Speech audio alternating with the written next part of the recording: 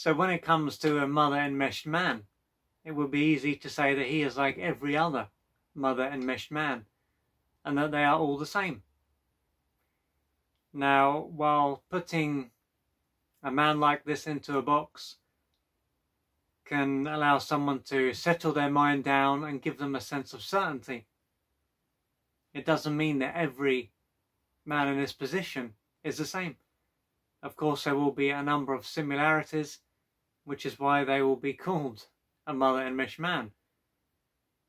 But there can also be a number of things that are different.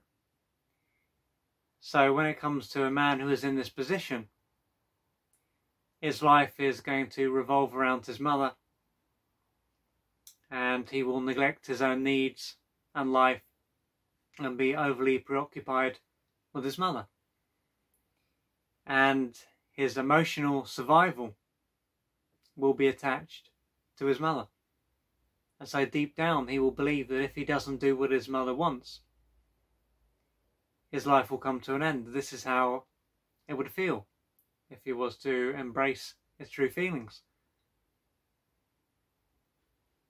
And when it comes down to what can be different, a man in this position can be partly aware of what is going on, and he can be doing his best to change his life, to live a life that is worth living. For another man, he can be completely oblivious to what is going on, and if this was something that was brought up, he could deny it. And so it will be clear that at this stage of his life, he is not willing to face reality and to face his true feelings. And of course, if a woman is with the man who fits the first category, then there is a chance that she can have a fulfilling relationship with the man.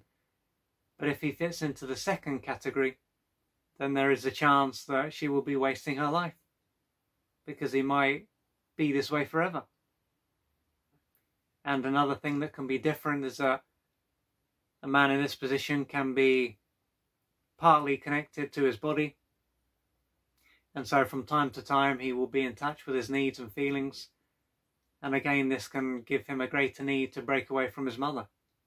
Whereas for another man, he can be completely disconnected from his body, and through not being in touch with his true self, so his feelings and needs and wants, there will be less need for him to break away, because his attention will be filled by his mother's needs, and his mother's needs will appear to be his own needs, and he won't know the difference.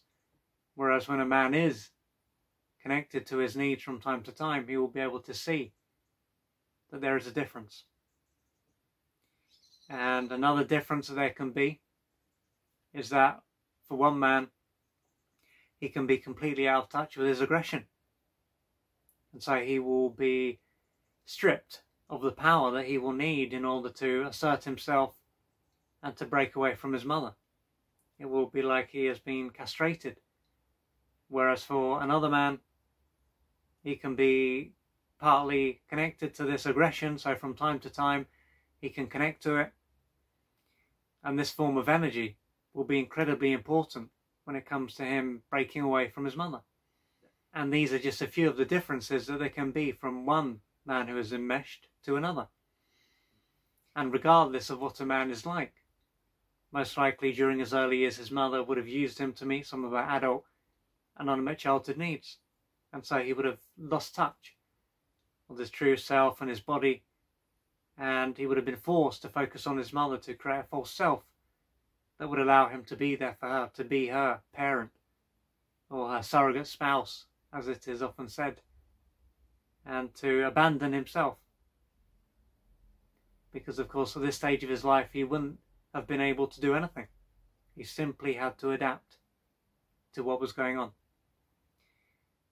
And although it is highly likely that every man in this position had this experience with his mother, it doesn't mean that every other part of his childhood was the same as every other man in this position. And so for one man, his father may not have been around during his early years. For another man, his father may have been around, but he may have been emotionally available. And for another man, his father may have been emotionally available, but unlike the previous man, his father may have been verbally and physically abusive. And if his father was not around, this would have probably left him with wounds that relate to feeling unwanted, unloved, rejected, abandoned, and betrayed.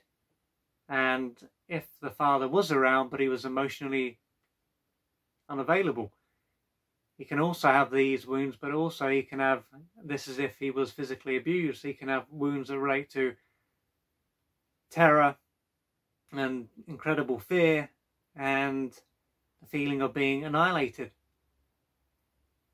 And so there can be a number of wounds that are the same and wounds that are slightly different. And if his father was not around, then he may come across as quite mature. But if his father was around, but he was abusive, then he could come across as quite submissive. Because his father, through being there, but not really being there and harming him, will have knocked the masculinity out of him. He would have greatly undermined him. And so the energy that he needs in order to assert himself, to take life by the horns, as they say, he won't have access to that. So a big part of his healing journey will be for him to reintegrate his aggression so he can get shit done, as they say. And so what is clear is that although a man can be given this label, it doesn't mean that he will be the same as every other man who is given this label. So of course there can be a number of similarities and there can be a number of differences. But the main thing is that if a man is in this position, that he reaches out for the assistance that he needs so that he can gradually change his life. Because he is not here just to make up the numbers and to watch his life pass by. He is here to live a great life.